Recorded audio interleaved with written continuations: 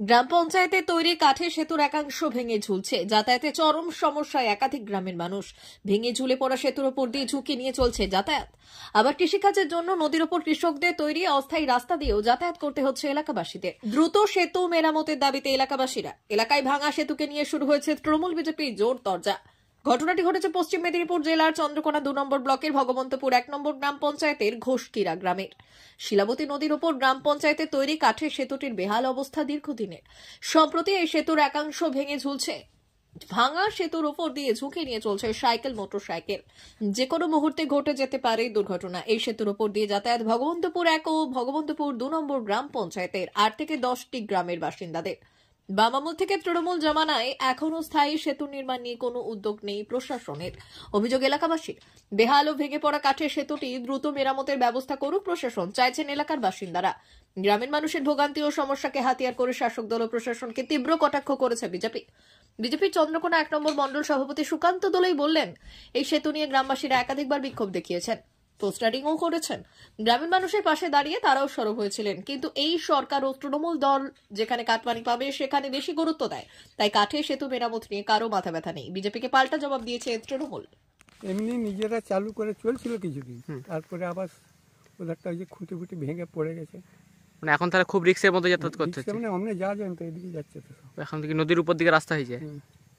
মানে এই যে রাস্তাটাকে নিজেরাই গ্রামবাসীরা তৈরি করেছে। হ্যাঁ, এটা মাটি ফেলে জিসিবি দিয়ে করতে হয়েছিল। গ্রামবাসীরা নাকি গ্রাম পঞ্চায়েতের পক্ষ থেকে করেছে?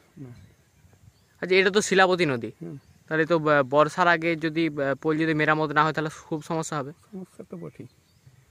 কতদিন ধরে পোলটার বেহাল অবস্থা? বন্যা থেকে মানে মেরামতের কোনো উদ্যোগ নেই?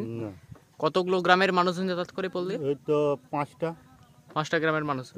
তোমার ঘোষকিরে আর শীর্ষে ধরমপাতা, তারপরে তোমার কোল্লা, তারপরে ওই ফাটবেড়ে করে ওইগুলো ওইদিকে তো যাতায়াত করে। আর এইদিকে বেশিরভাগ তো স্কুলের ছেনাগুলো যাতায়াত করে, খুব সমস্যা হয়।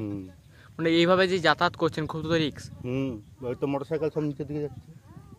আর এই তো রাতভর যদি কারো যদি অসুস্থ হয় শারীরিক, তাহলে কিভাবে যাতায়াত করবে? তো এখান থেকে গাড়ি আসবে, এসে গাড়ি নিয়ে মোটরসাইকেল এসে এই পাত ছাড়া হবে না। মানে এই তো পোল দিকে তো হাঁটা চলা করতে তো খুব রিস্ক। ভয়। হ্যাঁ, তাহলে অন্য ঘুরপথের রাস্তা রয়েছে না? এবারে সেই পলাশচাবড়ি হয়ে যেতে হবে, অনেকটা ঘুরপথে।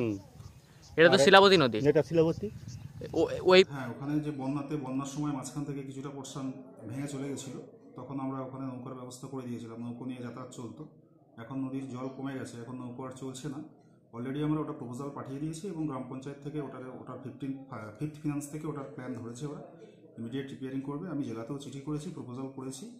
আর ওই দুটো নদীর উপরে কেঠিয়াখাল এবং আপনার যে শিলাবতী নদী আছে, দুটো নদীর উপরে আরসিসি ব্রিজের প্রপোজাল অলরেডি জেলা থেকে আমাদেরকে চিঠি করে দিয়েছে। আমরা খুব শীঘ্রই এই আবাসের কাজটা প্রেসারটা একটু কমলেই আমরা সার্ভেটা করা শুরু করে দেবো। কিনবেন অ্যাপ্রোচ রোডের জন্য।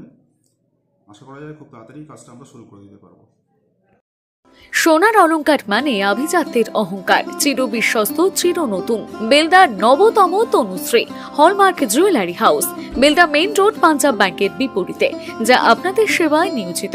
আপনি এখানে পাবেন 100% সোনা, রূপো ও ডায়মন্ড জুয়েলারির আধুনিক নিত্য নতুন ডিজাইনের সমস্ত গহনা। সব পছন্দের সেরা কালেকশনের গহনা পাওয়া যায়। Tanushree hallmark jewellery house, Belda main road, Punjab ব্যাংকের বিপরীতে। যোগাযোগ 9999339860 অথবা 9999349860। বিশেষ দ্রষ্টব্য, আমাদের এখানে গহনার মজুরিতে 10% ছাড় দেওয়া হয় এবং পুরনো হলমার্ক সোনার পরিবর্তে নতুন গহনা কেনার সময় কোনো খাত বাদ দেওয়া হয় না। Tanushree hallmark jewellery house, Belda main road, Punjab ব্যাংকের বিপরীতে।